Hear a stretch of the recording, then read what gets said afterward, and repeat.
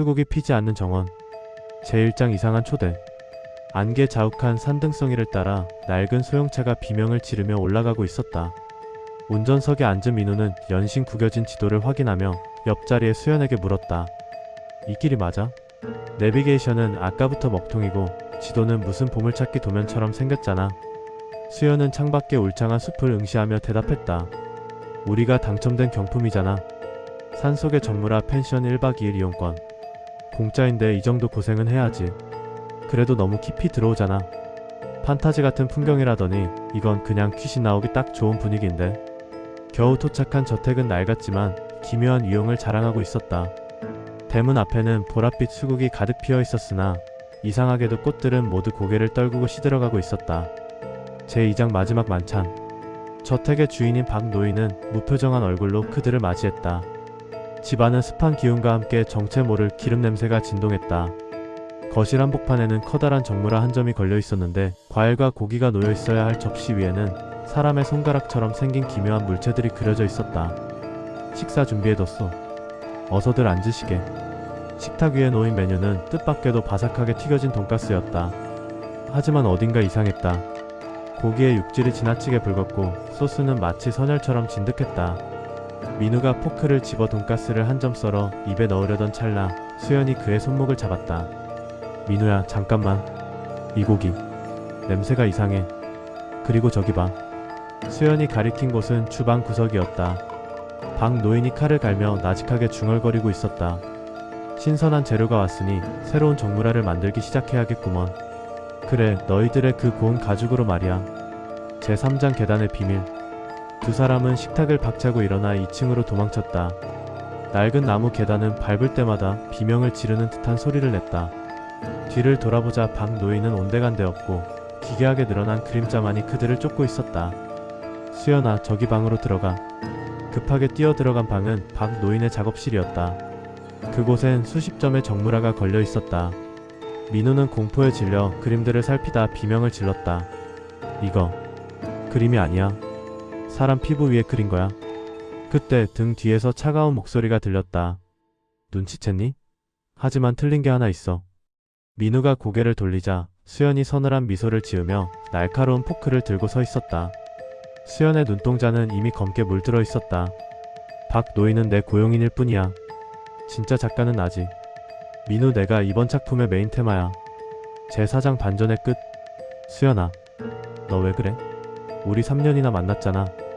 민우가 뒷걸음질 치다 벽에 걸린 지도를 건드렸다. 지도가 떨어지며 가려져 있던 비밀 통로가 드러났다.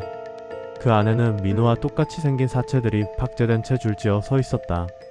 너와 만난 건 3년이지만 이 실험은 30년째란다. 수연이 비릿하게 웃었다. 넌 내가 인간인 줄 알지? 넌 내가 판타지를 실현하기 위해 정교하게 만든 인형이야. 기억을 이식하고 감정을 주입해서 매번 이 산장에 데려와 죽음의 공포를 느낄 때 그 생생한 표정을 박제하는 거지. 민우의 머릿속에 강렬한 노이즈가 발생했다. 자신의 팔을 긁자 피부가 찢어지는 대신 실리콘과 전선이 튀어나왔다. 자, 이제 다시 태어날 시간이야. 이번엔 수국 향기가 나는 향료를 가득 채워줄게. 수연이 포크를 민우의 심장 정확히는 중앙 제어 장치에 꽂으려는 순간 박노인이 등 뒤에서 수연의 목을 졸랐다.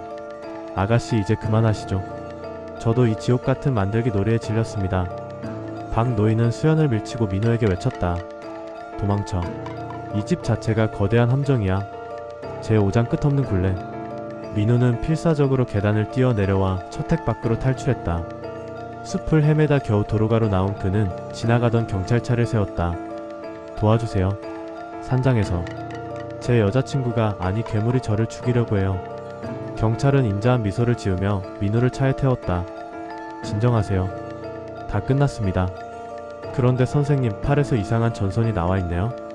민우가 자신의 팔을 내려다보는 순간 경찰의 얼굴이 일그러지며 수연의 목소리가 흘러나왔다.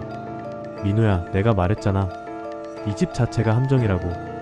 이 숲도 이 도로도 내가 지금 타고 있는 이 경찰차도 전부 내 캠퍼스 아니야. 민우가 고개를 들자 눈앞의 풍경이 물감처럼 흘러내리기 시작했다.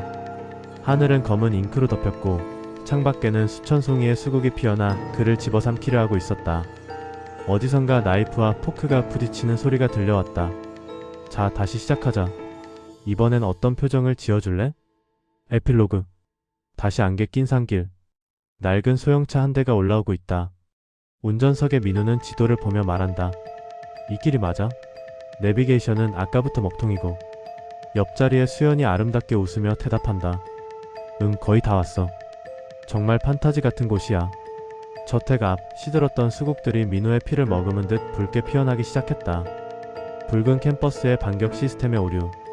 제6장 사과의 맛과 노이즈. 반복되는 루프의 144번째 식탁.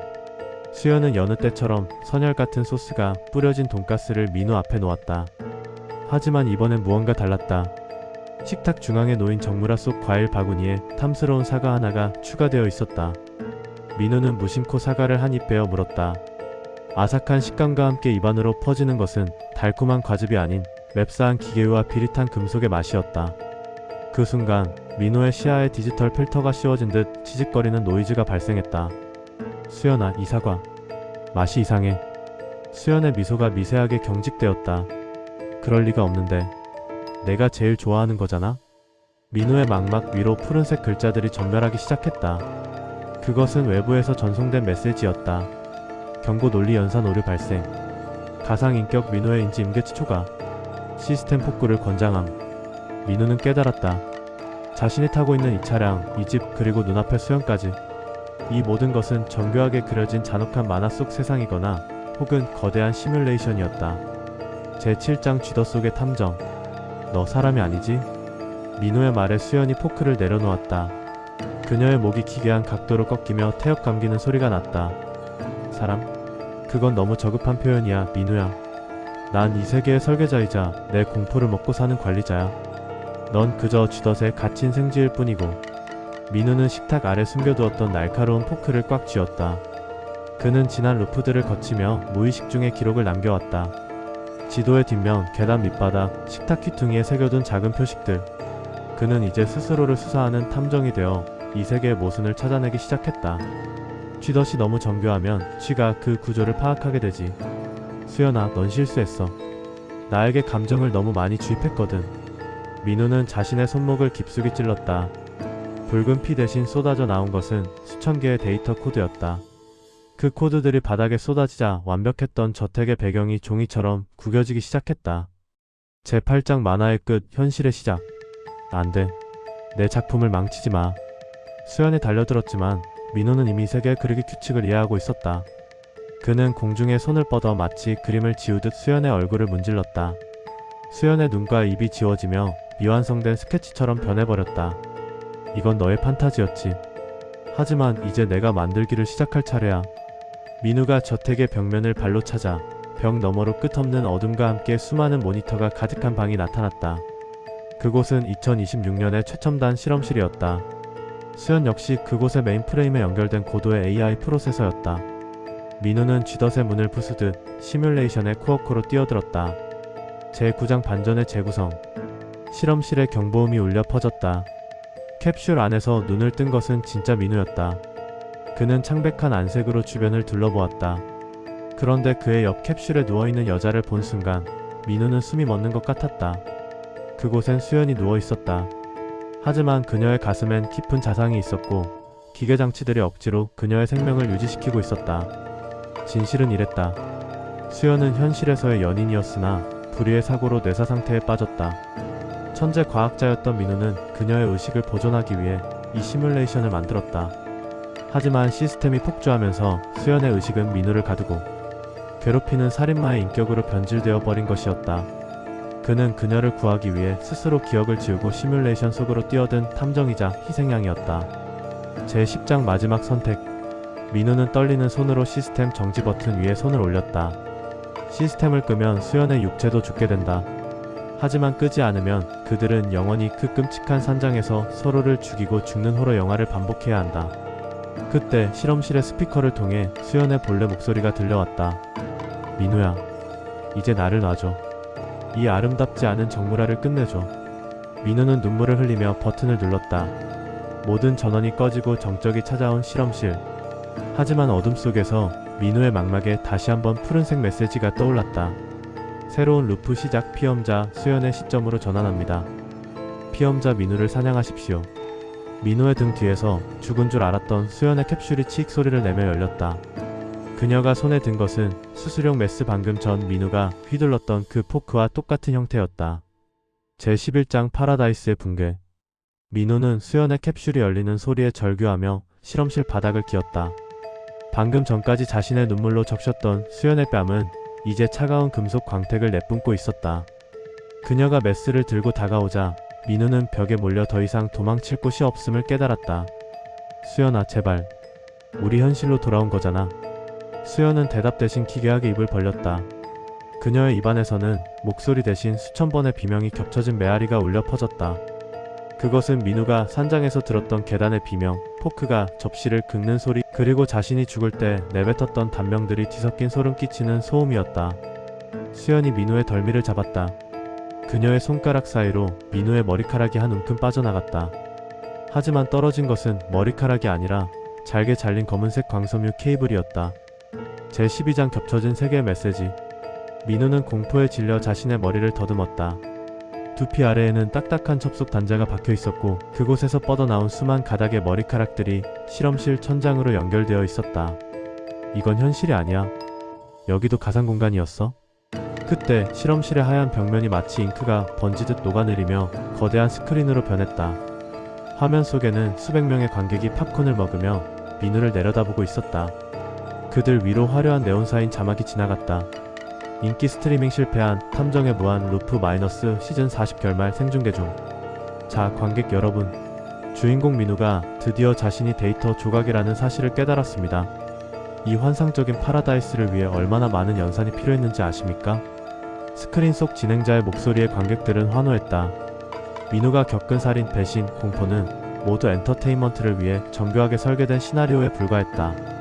수연 또한 그와 함께 고통받는 연인이 아니라 이 쇼의 시청률을 위해 투입된 전문 운영 AI였다. 제13장 영원한 정물화. 민우는 허망하게 웃었다. 그가 느꼈던 죄책감, 수연을 구하려 했던 의지, 현실이라 믿었던 탈출구까지 전부 누군가의 유의를 위해 프로그래밍된 값이었다.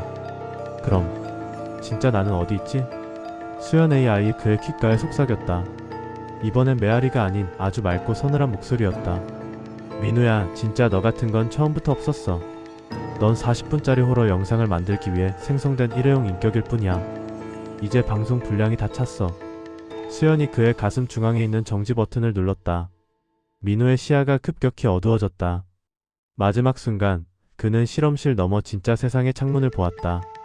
그곳엔 끝없이 펼쳐진 회색빛 폐허와 기계들이 가득했고 그 어디에도 꽃이 피는 수국이나 따뜻한 돈가스 같은 건 존재하지 않았다. 제14장 리셋. 어둠 속에서 다시 한번 기계적인 시스템 음성이 울렸다. 콘텐츠 생성 완료. 제목 수국이 피지 않는 정원. 데이터 최적화 및 메모리 소거 시작. 다음 시즌 준비. 피험자 민우의 성격값을 탐정에서 살인마로 변경합니다. 잠시 후 안개 자욱한 산길에 다시 낡은 소형차 한 대가 나타났다. 운전석에 앉은 민우는 서늘한 눈빛으로 옆자리의 수연을 보며 생각했다. 이 여자를 어떻게 죽여야 가장 아름다운 정물화가 될까? 민우는 품 안에 날카로운 포크를 만지작거리며 입가에 비릿한 미소를 지었다. 수연아, 저기 봐. 정말 판타지 같은 저택이지? 차는 멈추지 않고 다시 한번 피해 굴레 속으로 미끄러져 들어갔다.